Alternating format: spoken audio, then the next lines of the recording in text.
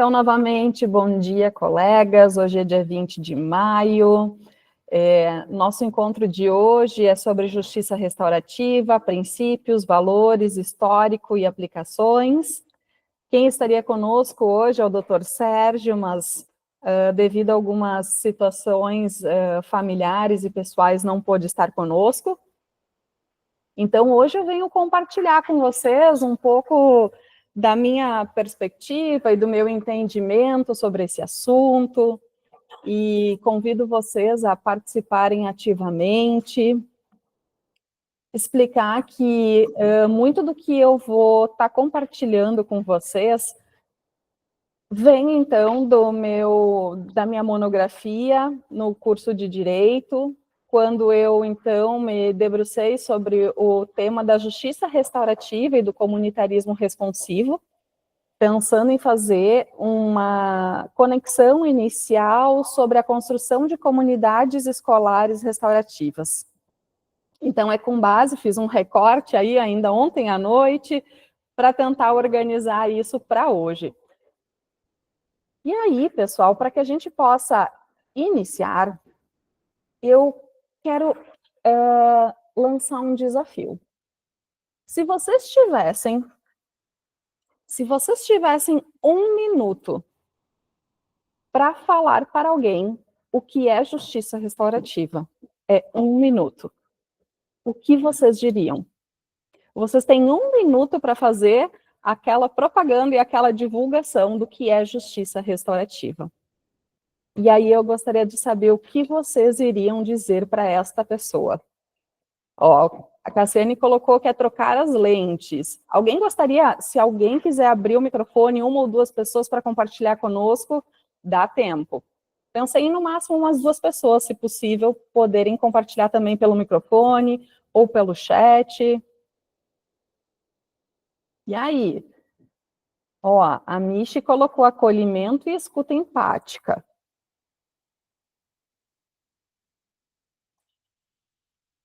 Pensando, né, que quando a gente...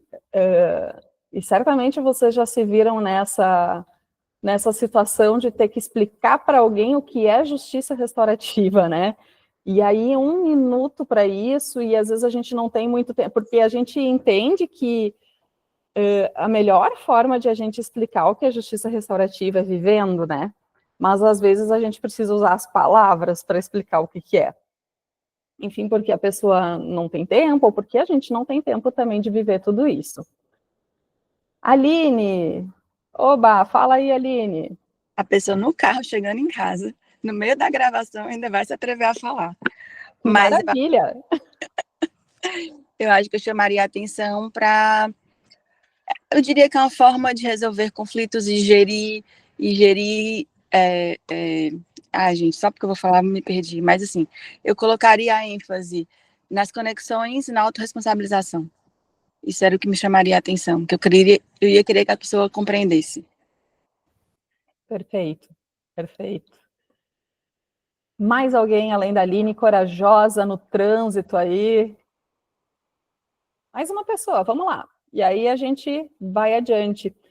Pensando que a forma que a gente enxerga, né, a importância de nós termos consciência sobre aquilo que a gente fala, né, então aquilo que a gente entende sobre as coisas, porque a forma como a gente vê as coisas, elas criam o prisma através da qual a gente olha, né, então o meu entendimento sobre algum assunto, ele faz toda a diferença, né, eu parar para pensar no que é isso para mim.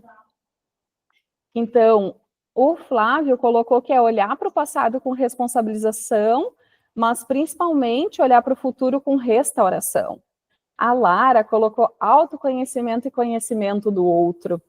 Gente, perfeito. Agora, ó, vamos ver o Gelson ainda antes de... O Gelson colocou, penso que justiça restaurativa tem a ver com olhar o caso de outro ângulo. Perfeito, né? A gente vê que são todas ideias que se complementam. Eu trago aqui agora para nós um apanhado de o que vários autores por aí vêm falando sobre isso, tá? Então, inicialmente, eu trago o nosso pai da justiça restaurativa, que a gente brinca, hoje ele já é o avô da justiça restaurativa, né, o Howard Zehr. E o Howard Zehr, ele escreveu especialmente, né, sobre a questão, iniciou lá na década de 70 já, né, e escreveu principalmente sobre o crime, e ele usou um dos hobbies dele para descrever muito do que é justiça restaurativa, né, ele tem a fotografia como um hobby. E ele explicava que dependendo da lente que a gente utiliza para fotografar, a gente tem um resultado diferente. E aí, então, a importância de a gente poder trocar as lentes, exercitar esse trocar as lentes para ver sob uma outra perspectiva. O resultado é diferente a depender da lente que nós utilizamos. E aí alguém já tinha falado no chat, né, que a justiça restaurativa era trocar as lentes. Vamos ver se eu acho aqui a Cassiane. A Cassiane já tinha colocado, então, que é trocar as lentes. E aí, no livro do Howard Zehr, no Trocando as Lentes, na edição de 25 anos, ele traz uma parte lá em que ele vê a justiça restaurativa como um modo de vida. Na verdade, muitas pessoas defendem a justiça restaurativa como um modo de vida, e isso era algo que no início causava uma certa, deixava ele perplexo, né, uma perplexidade, mas ele começou a entender que sim, pode ser visto como um modo de vida, mas pela questão do sistema ético que ela carrega, né? Então, a justiça restaurativa, ela vai ter um conjunto de valores que nos levam a viver como muitos de nós desejamos, né? Dando importância para os relacionamentos, consciência do impacto das nossas ações, o reconhecimento das obrigações geradas pelas nossas ações e afirmando que todos nós temos dignidade. E aí tem mais um item muito importante, né, que ele coloca, que é a interconexão. Estamos todos interligados, né? Então, o que a gente faz afeta os outros e vice-versa. E aí a gente tem o Ubuntu, né, que também é uma forma de estarmos juntos, né? Então, lembrando que justiça restaurativa, sim, então, pode ser vista como um modo de vida. A Eliot, por outro lado, lembram do livro que ela escreveu, Segurança e Cuidado? Eu acho um dos melhores livros assim sobre justiça restaurativa. Ela foi uma assistente social canadense, e aí ela escreveu que a justiça restaurativa é um paradigma, uma filosofia, uma abordagem que nos ajuda a caminhar por uma via menos violenta, enquanto indivíduos e comunidade, né, baseada na crença de que nós devemos agir não necessariamente porque pensamos que teremos sucesso em alcançar o objetivo, mas porque o objetivo é correto. Né? Então, a Eliot, ela traz uma outra visão. Teve também, a Funjab, é uma pesquisa que foi encomendada pelo Tribunal de Justiça, se eu não me engano, ou pelo CNJ, não tenho certeza agora, mas foi uma pesquisa chamada Pilotando a Justiça Restaurativa. E aí, a Vera, ela fez uma pesquisa em todo o Brasil, em várias comarcas, para fazer o levantamento, e essa pesquisa é muito interessante, eu sugiro que leiam ela. Em várias comarcas, e aí o que ela trouxe ali nessa pesquisa? Avaliando o nosso entendimento, né, na verdade, o estado da arte ali em 2018, que não existia na justiça restaurativa um conceito, ou uma teoria, ou um modelo consensual universal, que a gente possa dizer, é isso e pronto, não sai dessa caixinha, né? Então, o que ela diz? Que a justiça restaurativa nasce como um conjunto de práticas que buscam uma teoria, né? Então, ela primeiro nasce enquanto uma prática, para depois ser teorizada. E aí ela diz que a justiça restaurativa, ela transita, né, de uma concepção micro, ali que é baseada na reparação do dano, para uma concepção macro, que é de transformação, né? Mas as duas, elas estão mediadas pelo encontro, né? Então, além disso, ela comenta, então, do que ela foi vendo nas diferentes comarcas, que a justiça restaurativa, então, ela não se limita ao sistema de justiça, ela não se limita ao sistema de justiça penal, né? Mas que ela vai indo para vários outros ambientes. Porque essa é uma outra confusão que se faz, né? A justiça restaurativa. Então tem a ver com justiça, tem a ver com sistema de justiça. Não necessariamente, né? Então, a Maiara, que vai estar conosco daqui a uns dias, ela fala muito sobre isso, e quando a justiça restaurativa ela veio para o Brasil, o Tribunal de Justiça, ele foi um dos grandes disseminadores da prática. Então, é normal muitas vezes a gente fazer, especialmente aqui, essa confusão, né, que está realmente vinculado ao sistema de justiça, que não é uma verdade, né, absoluta sobre isso. Ainda voltando para Eliot, ela também fala que não há um consenso, mas talvez até então não tenha utilidade de se estabelecer uma única definição.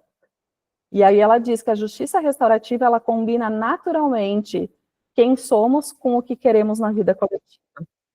Acho muito bonita essa definição da Eliot.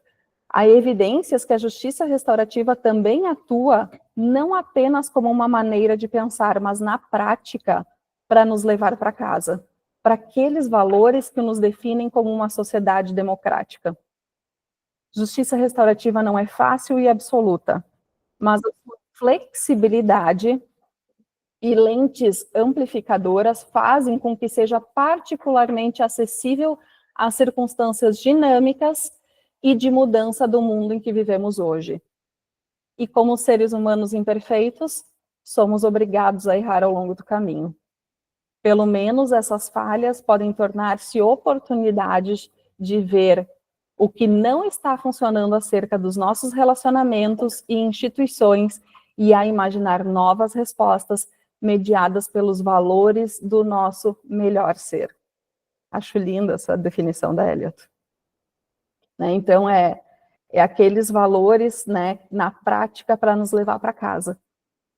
Para aquelas nossas tecnologias mais nativas, para o nosso, né, o nosso ser mais ancestral. A Maiara, que de novo comentando então, é quem vai estar conosco, ela, em vários momentos que eu estive fazendo curso com ela, ela fala da importância de a gente ter pelo menos uma definição didática do que é a justiça restaurativa, para que a gente consiga, sim, saber do que estamos falando, porque muito por aí a gente vê que se diz assim, justiça restaurativa não é. Mas e o que é? E aí, para a Maiara, ela diz que a justiça restaurativa, ela propõe uma visão de justiça voltada à satisfação dos participantes em casos de conflitos, violências, ou voltado simplesmente a fomentar a conexão. Às vezes, nós estamos em relações em que não há conflitos e que não há violência, mas a gente acaba, então, querendo tornar as nossas relações ainda melhores. Então, sim, a justiça restaurativa, nesses casos, ela é fomentada para conexão. Então, por isso, então, a justiça restaurativa, ela cria espaços seguros e cooperativos, pautados, então, prioritariamente na narratividade e na contação de histórias pessoais.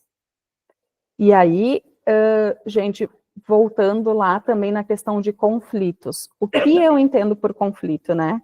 Satisfação dos participantes em casos de conflito. O conflito, para mim, é uma coisa positiva ou negativa? O que é conflito para mim? Eu costumo dizer que bom que existem conflitos. Se não fossem os conflitos, muitas vezes nós, mulheres, ainda estaríamos em casa, né, sem condições de trabalhar, sem condições de estar no mercado de trabalho. Então, o conflito, ele pode ser muito positivo. O que não é positivo muitas vezes é a forma como a gente lida com esse conflito. Né? Então, os conflitos, eles mostram que há algo importante ali, né? Que existe algo muito importante para a gente trabalhar. E aí, a gente precisa olhar para esse conflito e tentar não resolver, mas, enfim, como a gente pode compor esse conflito juntos, né?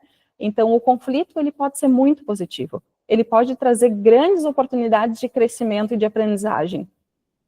Então, a importância de nós entendermos o que a gente entende por cada um desses conceitos. Então, para a Maiara, a justiça restaurativa ela está voltada para satisfação. Então, em casos de conflito, de violências, sim, que é o que a gente, né, quando há aqueles danos, e também para conexão, né? Então, não é necessário haver conflito ou violência. É uma forma de fomentar a conexão. E agora, pessoal, pensando nestes casos que a gente trouxe nesses conceitos, desculpe, me faltou a palavra, nesses conceitos que eu trouxe aí, fechou com o que vocês pensavam ali no início?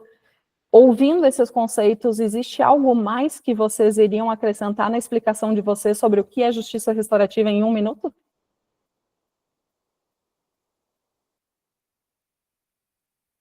Vamos lá, eu quero ouvir de vocês.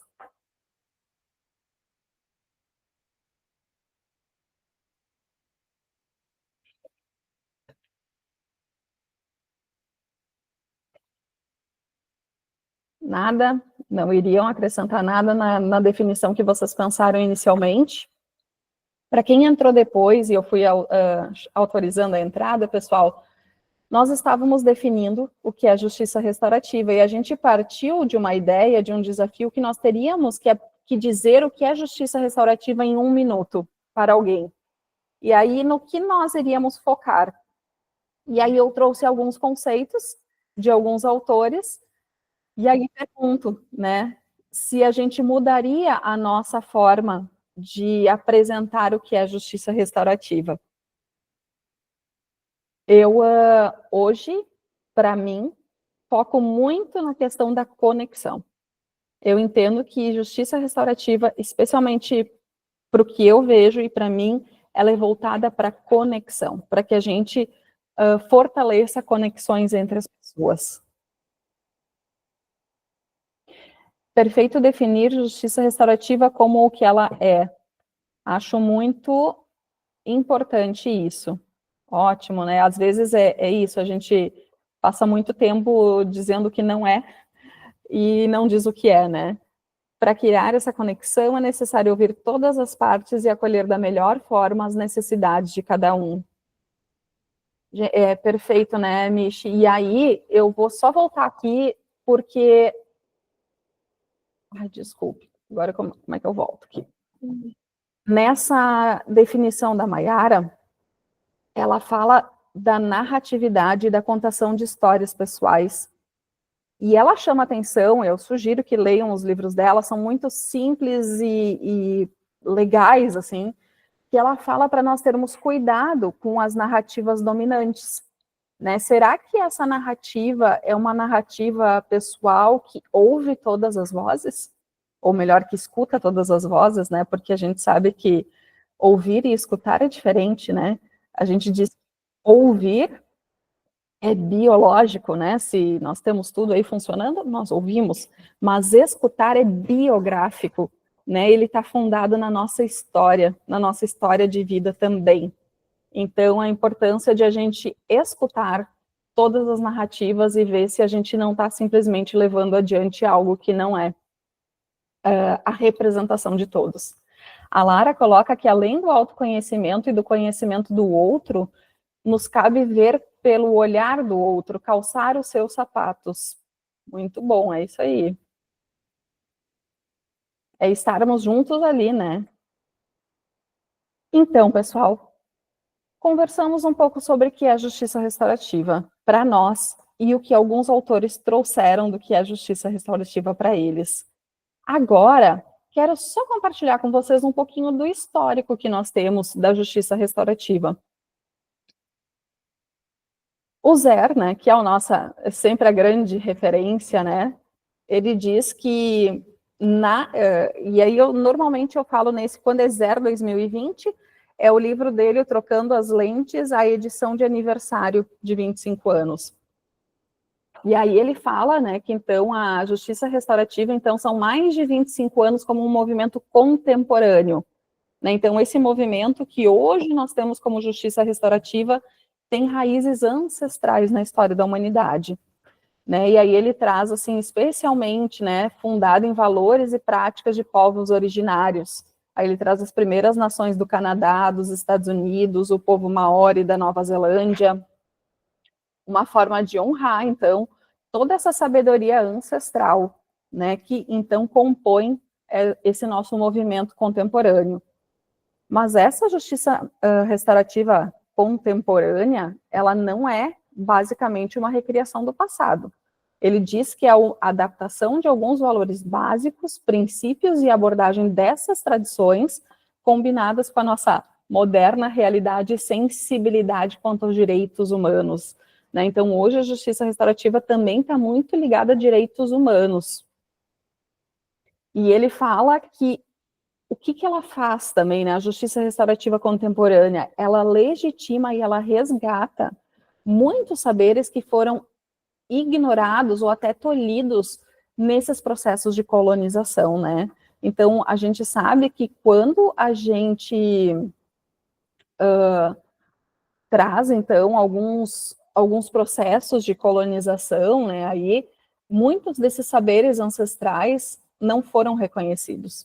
Então, a justiça restaurativa, ela costuma legitimar, então, esses saberes, ela reconhece e legitima. Voltando, então, para aquela pesquisa que eu comentei com vocês, falando sobre justiça restaurativa, especialmente no Brasil, o que ela comenta? Então, a justiça restaurativa, a Vera, ela comenta que a justiça restaurativa, ela se desenvolveu a partir de uma prática, né? Então, ela é uma prática em busca de uma teoria, como a gente diz, ela surge da prática e se consolida na teoria, né? Mas, claro que é num movimento dialógico, né? É de um para o outro.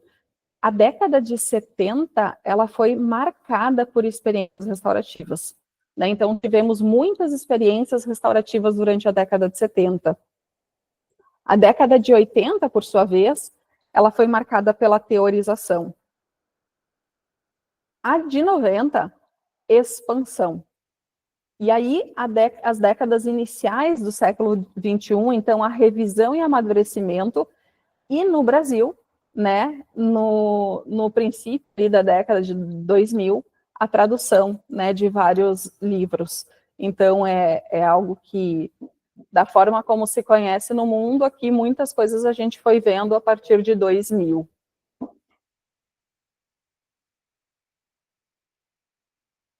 E aí, né, a gente volta para uma das coisas que para nós é muito importante quando nós falamos em justiça restaurativa. Quais são os princípios e quais são os valores que nos fundam, que fundamentam a nossa prática? Né? Então, nós temos alguns princípios e valores que, por exemplo, que também não são unânimes. Assim como a gente tem, então, uma variedade de definições, a gente também tem uma variedade de princípios e valores que nós utilizamos para trabalhar na justiça restaurativa. Então, não há uma unanimidade de dizer assim, estes são os princípios e os valores. Então, é muito importante a gente sempre estar pensando em que contexto e com quem nós estamos falando. O Howard Zehr, ele se refere em um dos livros dele, aquele mais fininho da justiça restaurativa do Howard Zehr, a 10 princípios ou indicadores de justiça restaurativa, que são úteis para pensar na projeção e na avaliação de programas. E aí, essa pesquisa que eu comentei com vocês, eles entendem esses princípios e valores como valores mínimos a serem respeitados pelos procedimentos restaurativos. E quais são esses valores mínimos que eles trazem como importantes para que a gente respeite num procedimento restaurativo? Primeiro, então, o foco no dano causado pelo crime ao invés de nas leis que foram infringidas. lembrando, né, gente, eu estou usando aqui a pesquisa do Tribunal de Justiça e o que muito do que o Zé fala. Por isso que aqui a gente está falando especialmente de crime, tá?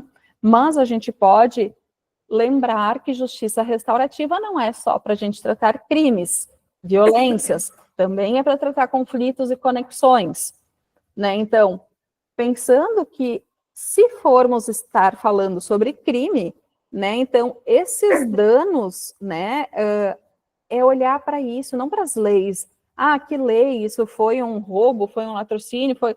Mas, enfim, né, é aquelas outras perguntinhas, né? Quem foi atingido, né? Que comunidade foi atingida? De que forma? Que a gente possa ver com outras lentes. Não simplesmente uma categoria criminal. O item 2, ter igual preocupação e compromisso com vítimas e ofensores, envolvendo a ambos no processo de fazer justiça. E aí, se a gente falar também da justiça restaurativa em outros contextos, é de envolver todas as partes, né? Porque é mais, com certeza, algumas conversas, elas são mais tranquilas quando a gente tem várias pessoas que pensam igual.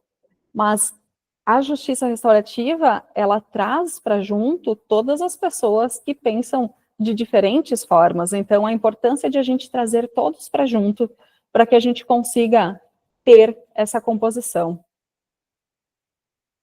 Trabalhar pela recuperação das vítimas, empoderando-as e atendendo às necessidades que elas manifestam. Então, o valor, né, de a gente olhar assim para a vítima, apoiar os ofensores e, ao mesmo tempo, encorajá-los a compreender, aceitar e cumprir as suas obrigações, né? E aí, aqueles que trabalham com os círculos envolvendo questões conflitivas, né?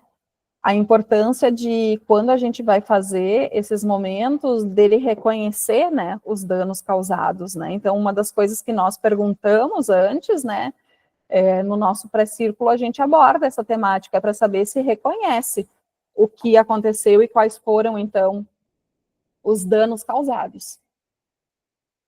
Item 5, reconhecer que, embora difíceis, as obrigações do ofensor não devem ser impostas como castigo e precisam ser exequíveis, né? Então, de que forma, né, a gente trabalha com essas obrigações, né?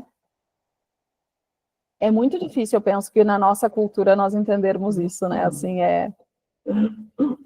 Item 6. Oferecer oportunidade de diálogo, direto ou indireto, entre vítima e ofensor, conforme parecer adequado à situação. Algumas vezes, né, pessoal, se a gente está envolvendo alguns tipos de crime, especialmente, a gente não coloca vítima e ofensor diretamente juntos. Mas, então, dependendo da situação, eu posso envolver eles, sim, né?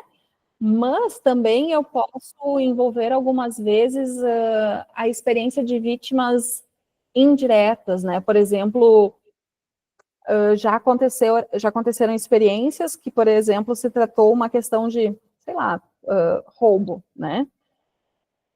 Se trouxe alguém que já passou por uma situação dessas, mas que não foi a vítima necessariamente daquela outra pessoa, né? Então, a importância de que a gente ofereça diálogos, mas muitas vezes não vai ser direto entre a vítima e o ofensor.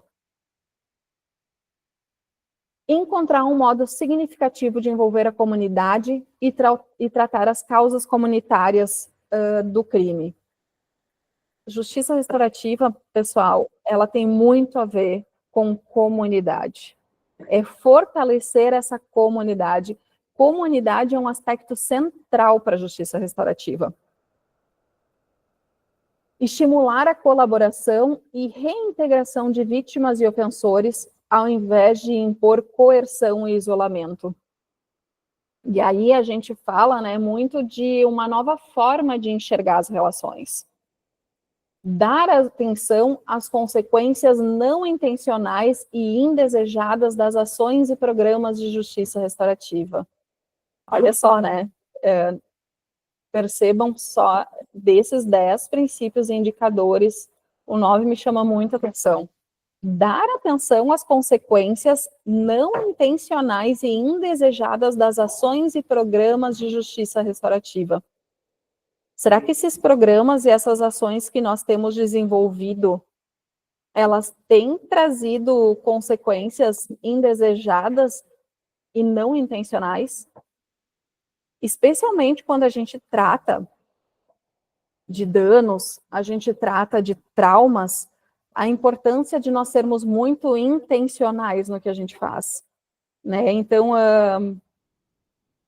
me chama muita atenção esse item 9, né? Para que a gente possa olhar com carinho e com cuidado para as nossas ações e programas e ver se nós estamos tendo algumas consequências não intencionais indesejadas. E mostrar respeito por todas as pessoas envolvidas, né? Então, que a gente possa, né? Então, esse é um princípio, um valor mínimo, né? Que todas as pessoas sejam respeitadas neste processo.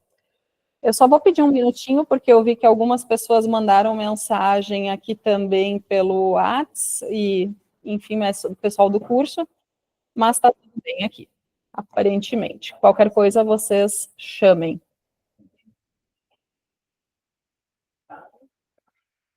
Para o Zer, né, ele diz que os princípios da justiça restaurativa, eles devem estar fundados em valores subjacentes. E quando a gente fala em princípio, é algo muito importante para a gente se agarrar, né? Porque muitas vezes num círculo ou em uma prática restaurativa, surgem coisas que a gente não sabe como lidar. Mas se a gente lembrar de quais são os princípios e quais são os valores, é mais fácil de nós atuarmos, é mais fácil de nós respondermos.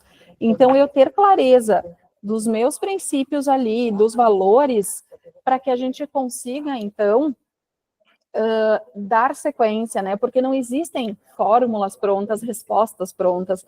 Muitas situações vão surgir e a gente não vai saber, não vai ter uma fórmula pronta de como agir.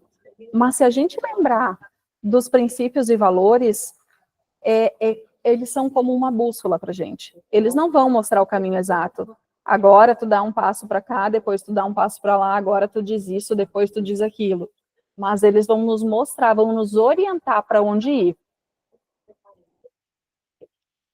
O Zer, então, ele traz no livro, especialmente de 2012, o valor da interconexão e do respeito. O que é a interconexão, né? Então, todos nós estamos ligados uns aos outros e ao mundo em uma teia de relacionamentos. Visão essa que se equilibra com respeito às particularidades, às individualidades de cada um, que devem ser respeitadas em sua cultura, contexto e personalidade. Sim, a gente trata, né? Estamos todos juntos, mas cada um de nós é diferente e cada um de nós merece ser respeitado em sua cultura, no seu contexto, na sua personalidade. Então, lembrar que sim, estamos interconectados e que somos diferentes. O respeito, o Howard Zer, ele traz no livro dele de 2012, e no livro aquele dos 25 anos de comemoração da justiça restaurativa no Brasil, ele comenta que, para ele, 3 valores se tornaram especialmente importantes ao longo dos anos, e o respeito ele traz como um deles. A justiça restaurativa é respeito às perspectivas, às necessidades e ao valor de todos os envolvidos, né? Então, praticar justiça restaurativa é fazer justiça com respeito, né? Então, para ele, ao longo dos anos, esse é um dos valores que tem se tornado cada vez mais importante. E aí ele traz mais 2 valores que se tornaram muito importantes ao longo do tempo. Um deles, pessoal, é a humildade. E aí, na humildade, ele traz 2 acepções desse termo. Ele reconhece a humildade como 2 coisas. Uma delas, não desejar demasiado reconhecimento, né, os facilitadores. Porque quando a justiça é bem feita, usualmente, o papel do facilitador não é destacado. Então, que nós, facilitadores, a gente consiga viver bem com isso. O fato de nós não termos destaque nesses processos. E a outra acepção do termo humildade é o reconhecimento dos limites do nosso conhecimento. É saber que a gente nunca vai saber tudo. E é saber que a gente não vai saber muitas coisas. Então, esse valor é o cuidado para que a gente não faça generalizações, para que a gente entenda, eu acho que isso é adequado para fulano, para Beltrano, para essa realidade, né? Então, é que a gente tenha uma abertura e uma curiosidade. Não nos usarmos como referência. Nós não somos modelos, né? Então, o importante para não fazer generalizações é não nos usarmos muito, porque a nossa realidade é, e aí o que eu quero dizer não é não mostrar nossa vulnerabilidade, eu acho que isso sim, mas não, nossa, olha como eu faço certo, sabe? Mas certo para quem, né? Certo em que contexto? Então, cuidar com essas generalizações. A humildade, ela também vai levar para a consciência do quanto o conhecimento e o preconceito são moldados pela nossa biografia pessoal, né, que envolve o nosso gênero, a nossa cultura, a nossa etnia, o nosso histórico pessoal, coletivo, familiar. Então, a importância de a gente entender que sim, né, nós temos vários preconceitos, nós somos moldados com muitas crenças e valores, e essas crenças, muitas vezes, a gente tem desde o nascimento, né? Quais são as nossas crenças de vida? E aí o autoconhecimento lá que a Lara falava, né? Quais são as minhas crenças? E lembrem, a escuta, ela é biográfica. Como é que eu sustento a escuta em um círculo ou em uma prática quando aquilo que me dizem bate de frente com aquilo que eu acredito? Será que eu consigo sustentar essa escuta? Será que eu consigo me colocar em posição de humildade e talvez entender que eu lembro da Simone Posa falando que é sentar no nosso desconforto, né? Então, sempre levo essa frase, que é uma frase para mim que lembra muito disso da humildade. Muitas vezes a gente vai ter que sentar no nosso desconforto e tentar olhar com um olhar de curiosidade. E ele ainda traz da questão da humildade, que convida todos nós apoiadores da justiça restaurativa, enfim, aqui todos nós somos apoiadores, né, a ouvir os nossos críticos. Porque tem muita gente que não apoia, que é crítico desse movimento. Então, a gente ouvir essas pessoas, comparar as visões deles com a realidade e, ao mesmo tempo, que a gente possa ser defensor e críticos desse movimento. O que está legal e o que não está legal. Então, essa humildade de abrir, de ampliar a visão, de entender que muitas vezes a gente não vai saber. E outro valor que eu acho muito bonito, o valor que ele traz, é o maravilhamento, né? Que a gente possa apreciar o mistério, a ambiguidade, o paradoxo, as contradições. Nós somos cheios de contradições, né? Mas que a gente possa olhar para a gente, né? Isso está intrínseco, né? É essa habilidade de viver bem com o desconhecido, com as surpresas, né? Com o que aparentemente é ilógico para a gente, né? Então, que a gente possa se maravilhar com o que surge diante de nós.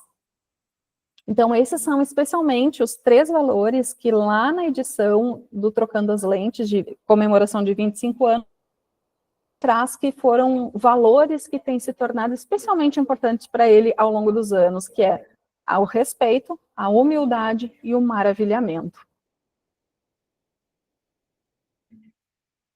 E o Brathwaite, que ele não é tão lido assim no Brasil, mas ele traz algumas referências bem interessantes para a gente. Ele diz que os valores centrais da justiça restaurativa para ele se tratam de cura, aprendizado moral, participação e cuidado da comunidade, né? Então, a participação e o cuidado da comunidade, diálogo respeitoso, perdão, responsabilidade, desculpas e reparação.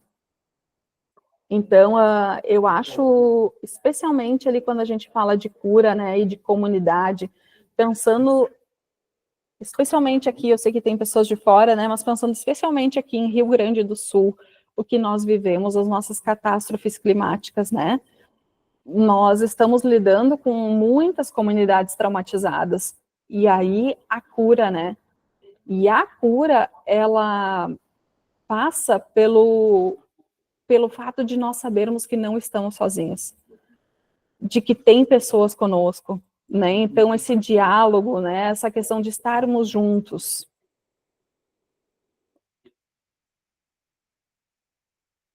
E aqui eu trago também, pessoal, então, o que são práticas restaurativas, né? Se a gente tivesse que dizer, justiça restaurativa antes a gente falava, né? Ah, justiça restaurativa é uma filosofia, é trocar as lentes, é uma forma de ver a vida, né? É um grande guarda. Alguns lembram que diziam que justiça restaurativa é um modo de vida. E práticas restaurativas, o que que é? Né? Então, trago aqui a contribuição especialmente da Maiara também. A Maiara diz que a prática restaurativa pode tomar forma por meio de diferentes métodos, e aí ela faz essa referência. Atenção, justiça restaurativa não é método, né?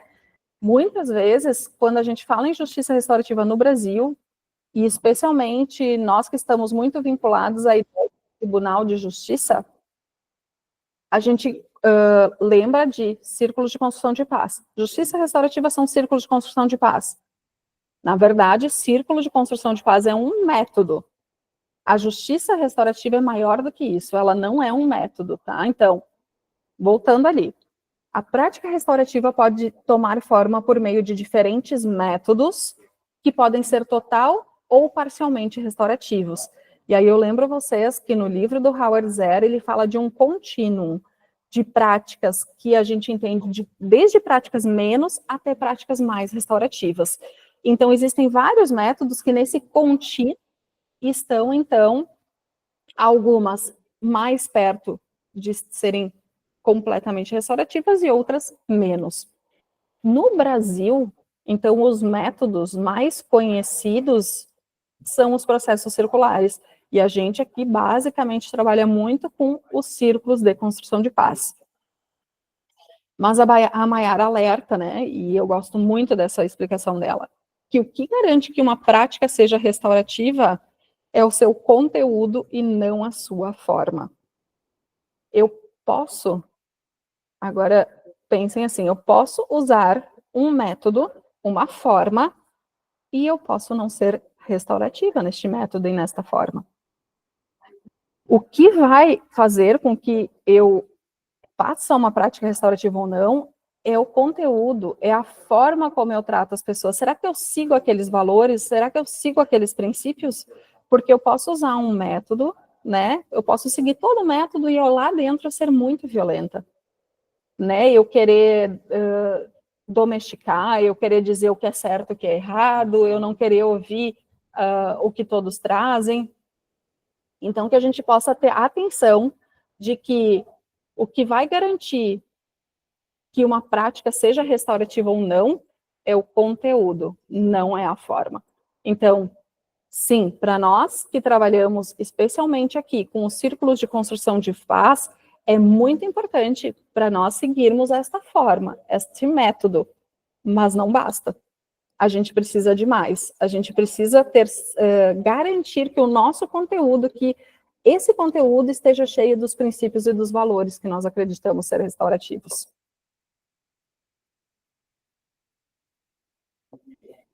Quando a gente trabalha no crime, então a justiça restaurativa no direito, no crime, a gente tem que ter, segundo o Zehr, né, cuidado com o termo, a gente trata justiça restaurativa e justiça retributiva.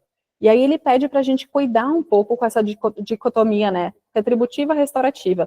Muitas vezes a gente pode entender que, por exemplo, no direito contemporâneo, a justiça contemporânea ocidental, ela é retributiva.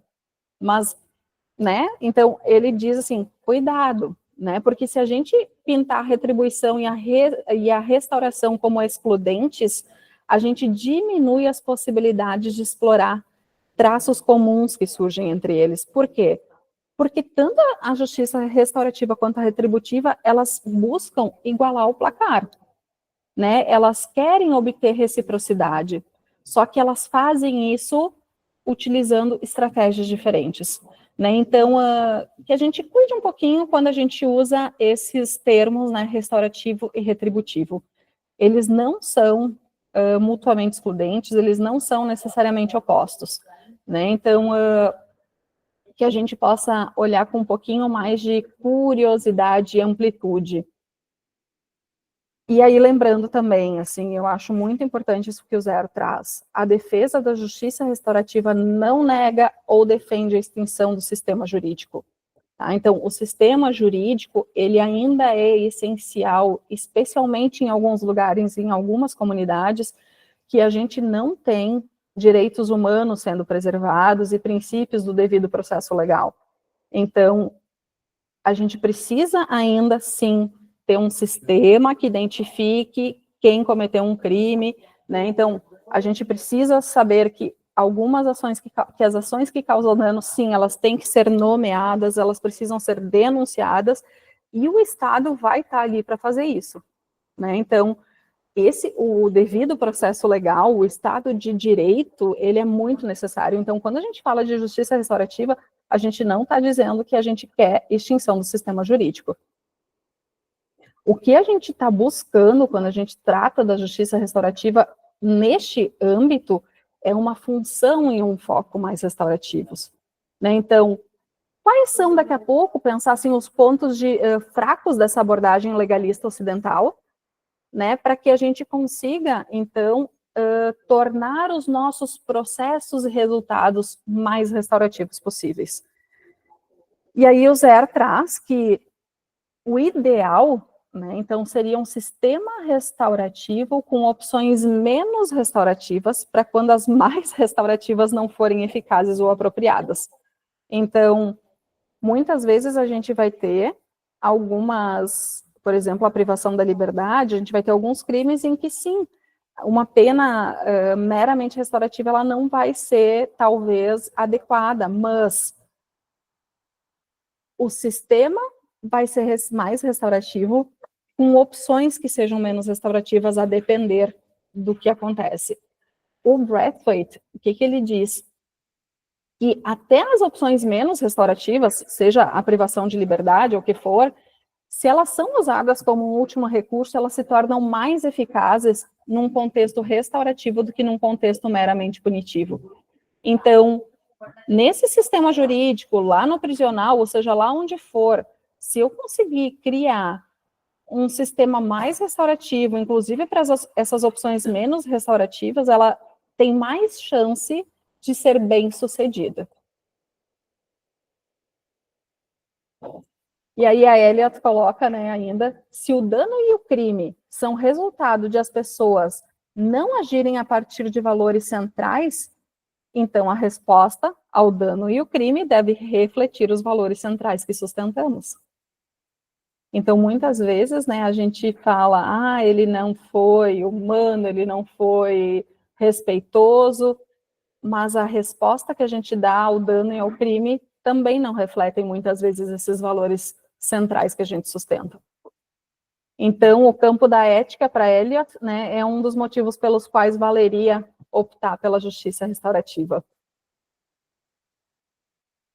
Ainda tratando sobre a aplicação da justiça restaurativa, então, trouxe um pouco dessa abordagem do direito contemporâneo, mas também a questão das práticas restaurativas na educação.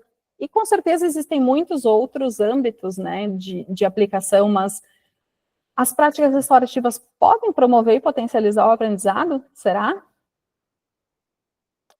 E a Caroline e a Kay Pranis, elas dizem que nas escolas, que são espaços nos quais a aprendizagem e o crescimento dependem de relacionamentos saudáveis, se os círculos forem usados de maneira regular e rotineira, e aqui eu trago um método, né, o círculo, estimulam o desenvolvimento de comunidades escolares positivas e socioemocionalmente saudáveis, pois ao nutrir os relacionamentos, a gente dá suporte e promove a aprendizagem.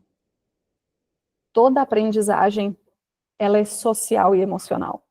A gente sabe que para aprender, a gente tem que envolver, né, o social e o emocional. Não basta trazer conteúdos acadêmicos duros e prontos e, agora eu vou enfiar na cabeça. Isso não funciona, né? A gente precisa criar um terreno, um ambiente social e emocional de conexão para que a aprendizagem consiga ser construída. Então, se a gente utilizar a justiça restaurativa nesses ambientes, a gente consegue, sim, ter muito mais aprendizagem. E se a gente for ler, e eu sugiro que vocês leiam a parte teórica lá do manual dos Círculos em Movimento, da Kay Pranes e da Karen Boyce Watson, elas trazem alguns aspectos muito importantes sobre justiça restaurativa na educação. E elas sugerem, inclusive, que a gente fomente práticas como o mindfulness, ou atenção plena. Né? Então, quando a gente faz essas práticas, que a Fernanda já trouxe para nós, a Fernanda Tavares, né?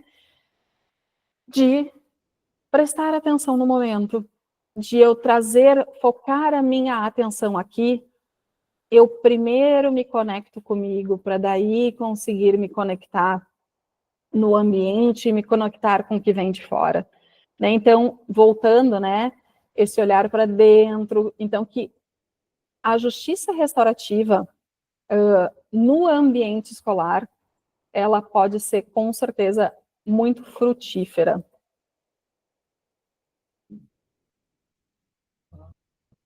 E aí a gente tem, né, também ainda o Zero diz, né, que a justiça restaurativa e os valores restaurativos, ele, né, segundo ele, tem muito para contribuir na convivência das comunidades escolares. Mas ele faz uma ressalva. Ele diz que a gente precisa adotar algumas modificações linguísticas e procedimentais.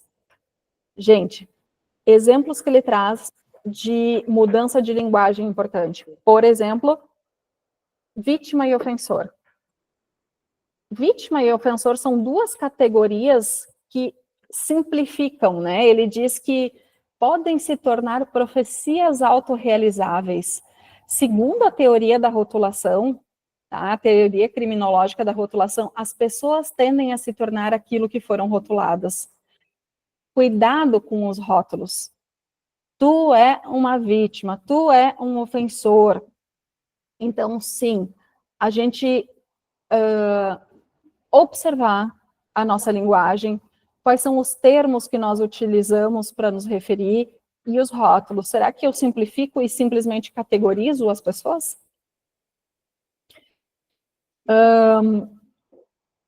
O foco da justiça restaurativa nas escolas, para Morrison, que escreve muito também sobre justiça restaurativa nas escolas, é uma outra leitura que vale a pena.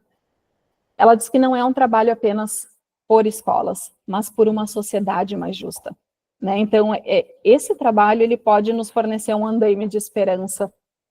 Então, a gente não faz simplesmente um trabalho por escolas, mas um trabalho por comunidades, por uma sociedade mais justa. E outra importante ressalva, que a gente não deve ignorar as causas sistêmicas e culturais do conflito destrutivo e da violência. A gente não pode ignorar as desigualdades, ignorar toda essa situação, porque senão, o que a gente pode estar fazendo? A gente pode estar contribuindo com a manutenção de uma paz gentil. Lembram da docilização de corpos, lá do Foucault, né? O que a gente quer? Nós não queremos esse sujeito que simplesmente baixa a cabeça e diz, sim, tudo bem. Não é docilização de corpos, não é manutenção de uma paz gentil. Este não é o objetivo da justiça restaurativa. Nós buscamos democracia, justiça, respeito. Lembram de todos aqueles, né? De todos aqueles valores, de toda junta daquilo que nos une. Então, muito cuidado para que a gente não esteja simplesmente contribuindo para que a gente tenha uma paz gentil. Acontece algumas vezes de, por exemplo, dizerem assim, vem aqui fazer uma prática porque os estudantes não estão ouvindo ou não estão respeitando e eu quero que tu diga para eles o que é importante eles fazerem. Aí é complicado, né? Porque se vocês lembram da dinâmica dos gravetos, quando a gente vai fazer uma prática restaurativa, a gente não sabe o que vai surgir, né? A gente tem ali o grupo, a gente tem várias pessoas. E a gente tem, nesse momento, várias visões. E aí, para algumas, elas vão trazer a sua verdade. E a gente ter todas elas juntas para ir compondo o que uma comunidade vai formar. Então, é muito difícil numa prática restaurativa, eu não tenho como chegar lá e eu levar uma resposta. É construído pelo grupo, né? E aí, sim, com isso eu não estou dizendo que a gente não vai... quando a gente trabalha sobre comunidade também, sim, algumas comunidades, elas precisam ser... existem comunidades que não são saudáveis. Por exemplo, comunidades nazistas, ou seja lá o que for, né, misóginas, mas, no geral, se a gente vai construir uma boa comunidade, lembrando de valores, né, fundadas em valores e princípios fundamentais, que a gente possa escutar todos eles. E não simplesmente pedir que eles baixem a cabeça e simplesmente concordem com tudo. Para que a gente possa ter diferentes perspectivas e, com isso, compor esse novo prisma. Depois eu vou ler o chat, tá, pessoal? E também vou pôr a lista de presenças em breve, mas para finalizar a apresentação, aqui a parte mais dura, eu quero trazer então esse poema da Margaret Atwood, que está lá no manual do Círculos em Movimento. E aí o que ela diz? Não há poder maior do que uma comunidade descobrindo o que lhe importa. Pergunte o que é possível e não o que está errado. Continue perguntando. Perceba aquilo que importa para você. Suponha que muitos outros compartilhem o seu sonho. Seja corajoso o suficiente para iniciar conversas que tenham significado. Converse com pessoas que você conhece. Converse com pessoas que você não conhece. Converse com pessoas com quem você nunca conversa. Fique intrigado com as diferenças que você ouvir. Espere ser surpreendido. Valorize a curiosidade mais do que a certeza. Convide a todos que se importam para trabalhar no que é possível. Reconheça que todos são especialistas em alguma coisa. Saiba que soluções criativas surgem de novas conexões. Lembre-se, você não teme as pessoas de quem você conhece as histórias. Escutar de verdade sempre aproxima as pessoas. Tenha confiança de que conversas significativas possam mudar o seu mundo. Conte com a bondade humana. Fiquem juntos.